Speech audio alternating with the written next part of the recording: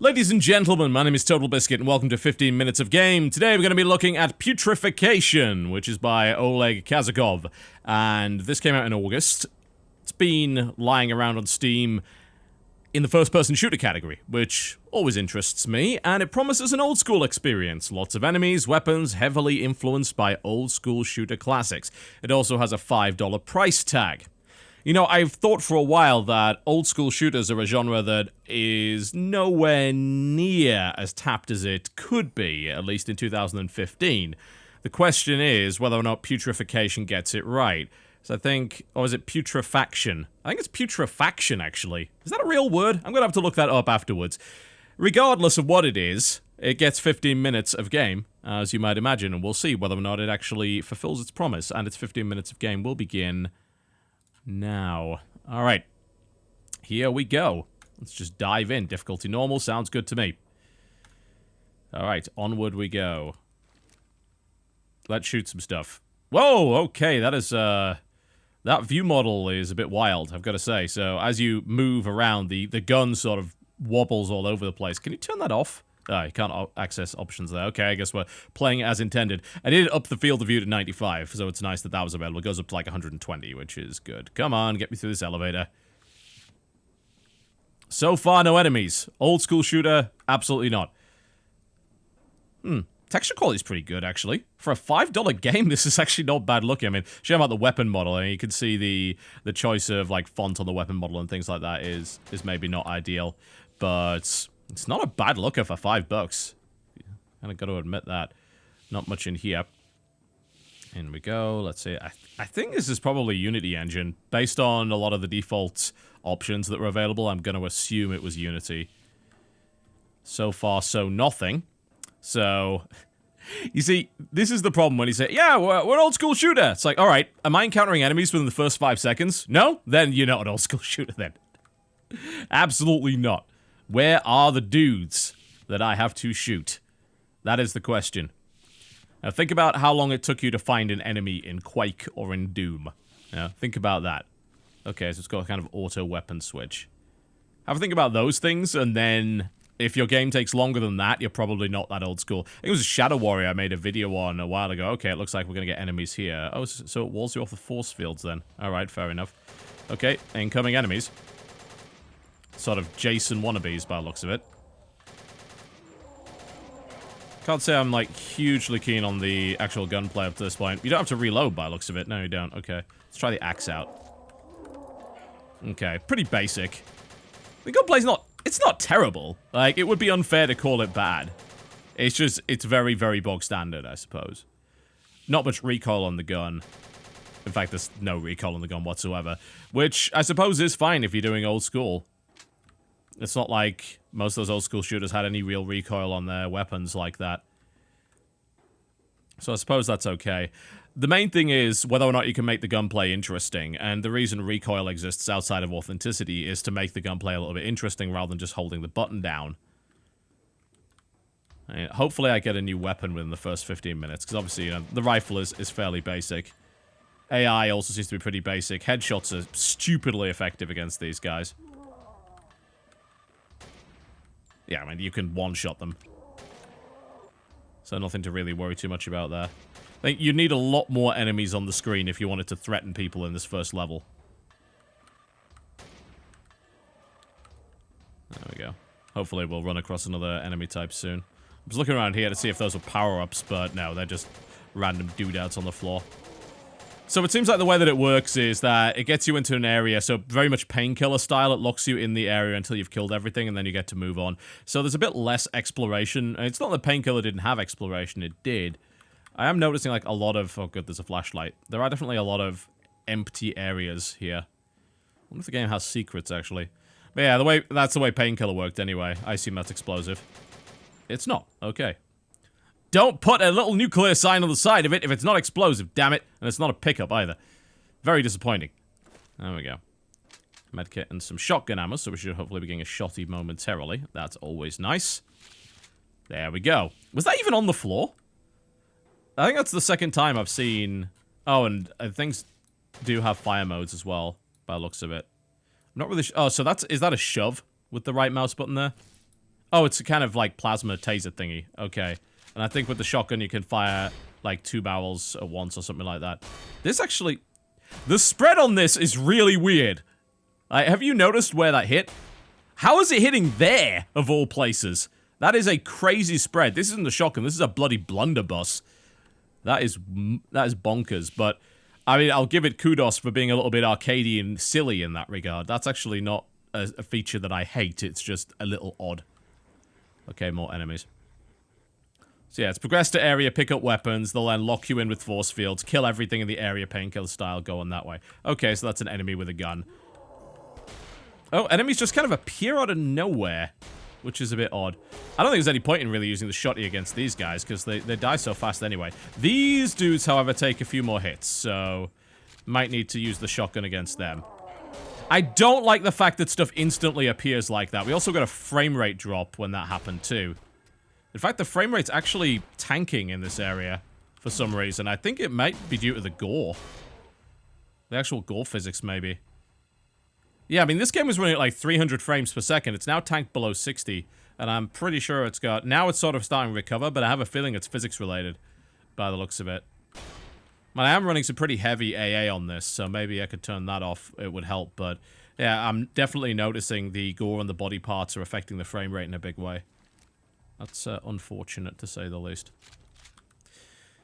Alright, that's one of my biggest gripe about it so far, is just the way that enemies spawn. Having them just appear in like that is not particularly great. Not a fan of that. I would certainly prefer if that was not happening. It feels cheap. Like, you get hit instantly as soon as something appears out of nowhere. You have no indication that it's coming, so you have no real way of avoiding it. So, it's not ideal. It's not a brilliant setup. I think some kind of animation for them teleporting in, a la Doom style, you know, Doom 3, would be good. Or just have them there in the first place. I have actually no idea where to go now. I would have thought it would be through there, because that's where the enemy spawns were, but...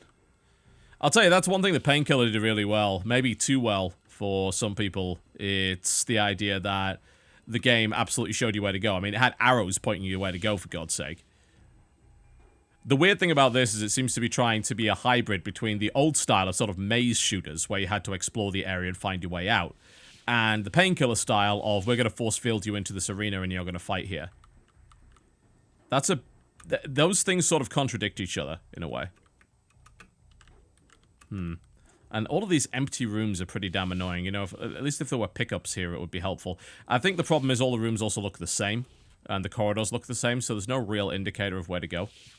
It's difficult to know whether or not you've been in the same area multiple times. Back on the subject of frame rate, incidentally, in this room it's at like 200. The frame rate is very, very variable.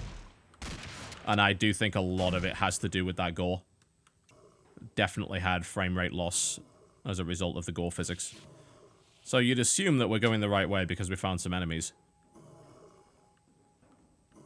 The repetitive sort of grunting sounds are perhaps unnecessary.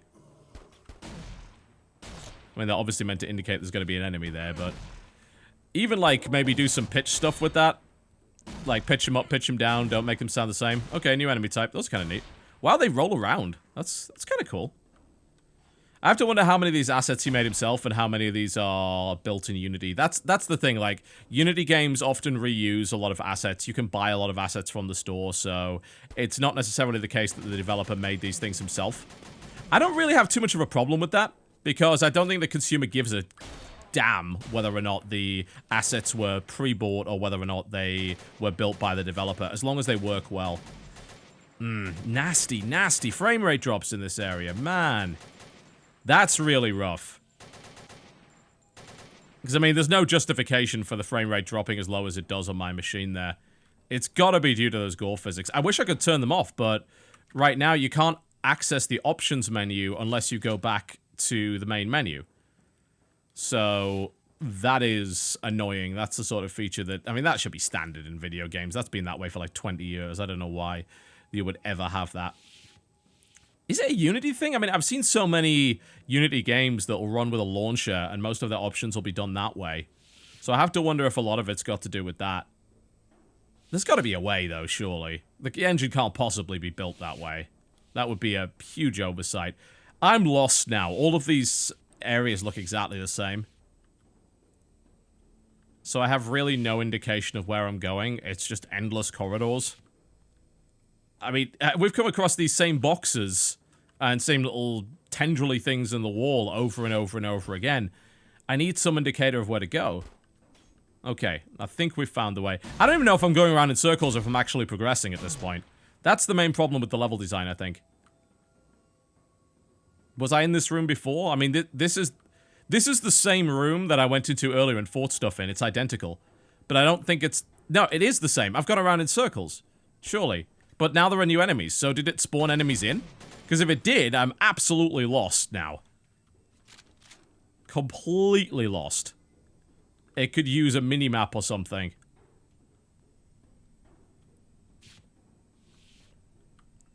This looks like the start of the level, I think. I don't even know. That's the problem, I don't even know. I think the corpses disappear over time as well, so that doesn't help. If corpses stayed on the ground, because I'm sure I've cleared this area before. I was like, oh yeah, I've been there. Okay, I understand that. The reason I know I've been there is because there's that shot in that window, and I'm pretty sure that I left that there earlier. But I'm pretty sure I'm now going backwards. God, endless corridors and rooms of exactly the same damn thing. I mean, the design is not that inspired visually. There's no doubt about that. Quake had this really awesome gothic design. Obviously, Shadow Warrior was a bit weird. It was demons, but in modern-day Japan, but with some really interesting oriental elements. That helped a lot in terms of distinguishing the aesthetic. Duke Nukem obviously looked kind of awesome. You know, a lot of aliens, very cartoony, but obviously very grimy. This, I mean, this is generic Space Station 101. Really. Reminds me a little bit of the earlier levels of... Okay, I think I went the right way then. Not that I had any way of knowing that. Even the final door didn't have a marker on it to say, yeah, this is the final door. And into the second level, looking the same as the first one, but just a little bit more spaced out. That's, I think, where the game is hampered the most. Just having a completely generic aesthetic that is not only not that easy on the eyes, but it's also difficult to navigate with, because you see so many rooms that look the same.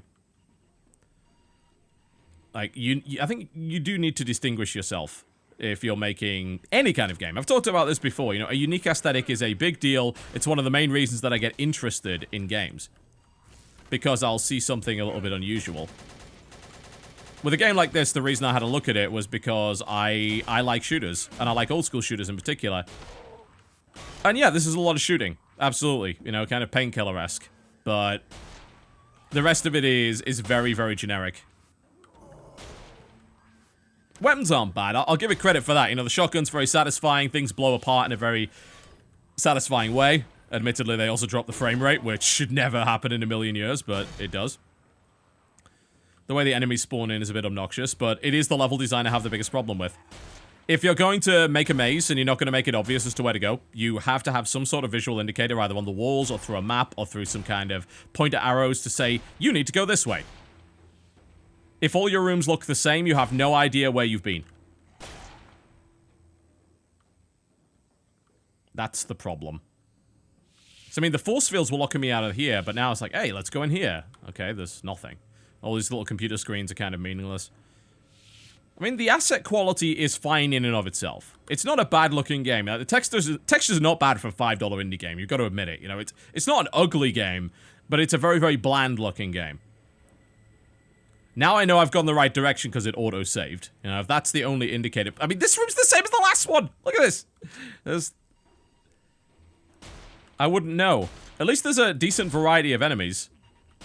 But they don't really have any character to them. They're just like, hey, here's a cool enemy model that sort of does a different thing that we throw in there for good measure. Shoot it. Like, alright then, fair enough. I have heard Painkillers just hordes of enemies and a big focus on movement. There's no real focus on movement here. That guy just spawned right in front of me. That is obnoxious, especially since these guys are heavy melee and do a huge amount of damage. I do not know why you would ever have that happen. Come on, don't do that. That is unfair. That is a dick move. I mean, it's not bad as a first F. Did I? Oh, okay. I didn't even see the last hit, so... I guess I died. Alright then. I guess I'll believe the game. Did it start me facing in the wrong direction? Or... No, I think we're going that way. I think that seems a little unfinished. It's like, you died! Like, really? I didn't hear the last hit come in. The assets for the guns are fine, but the assets for the enemy attacks are really, really anemic. Like, it barely has... You know, that should be like a big, nasty, meaty, slicing sound behind that. But there isn't any. There's just the little grunt of me getting hit. Incidentally, those things take off a lot of HP. Nasty, unpleasant little beasties. I'm not even sure if these little rockets are helping me all that much here. I think it still takes 2, like, good headshots with the shotgun to take these guys down. I don't know what these little squares are. And I'm dead again, because someone came behind me. Couldn't even hear it. Alright. Okay, conclusions on Putrefaction or whatever it is. It's not a bad effort, like, for $5. It doesn't have anything that makes it stand apart. Like, the level design, while it purports to be old school, doesn't have any of the elements that made maze-like level design interesting. Like, as far as I know, there aren't any secrets. There's no end-of-level summary to tell me as to whether or not there are secrets or whether I killed all of the enemies. And it almost seems like enemies spawn in at random. So, I don't even know if there are a set number of enemies on the level. If you're going to make a maze, you have to absolutely give people an idea of where they are. Usually you do that by having unique features within the level, either on the walls or little rooms that are unique to that level. It's like, okay, I passed that, I know where I am now. Or you just leave the corpses on the ground. That's a helpful way of doing it. You don't have the corpses disappear, as this game does. The problem is the environments are as generic as you can possibly imagine. Maybe the game gets more interesting later on, but... I think that having a good, strong first level is something that all the greats do. Whether it be Quake, Doom, Shadow Warrior, whether it be Duke Nukem, all that sort of thing. They all have a really strong opening level.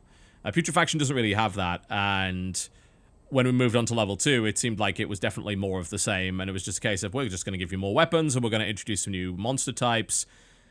And I just don't really get where he's going with the whole, we're like Painkiller, we force field off the arena, and yet...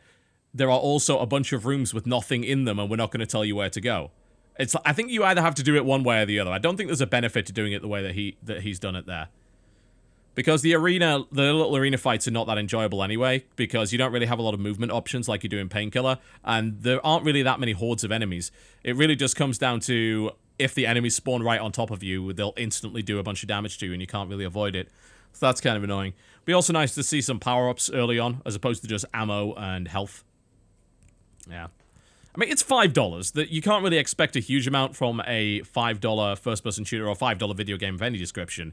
But to me, this seems like it has the basics of FPS design down, but that's really all it does. And just being an old-school FPS is not really enough. It seems like it would be in 2015, considering there aren't all that many games that are developed in that genre, at least on the indie side of things. I'd like to see more of them. But if asked whether or not I'd want to play Putrefaction now or go back and just play Doom again, I'd probably just play Doom again. You know, it's or Painkiller or anything along those lines, because those games do have a decent amount of replayability. So it's an entry to the genre. It's just not a strong one. You know, it's very, very humdrum. It's very run of the mill, I feel. Putrefaction, ladies and gentlemen, available for $5 or your regional equivalent. That is, of course, my first impression based on the first 15 minutes. Who knows? It might get better, but. Not a strong start, I'm afraid. I'll see you next time.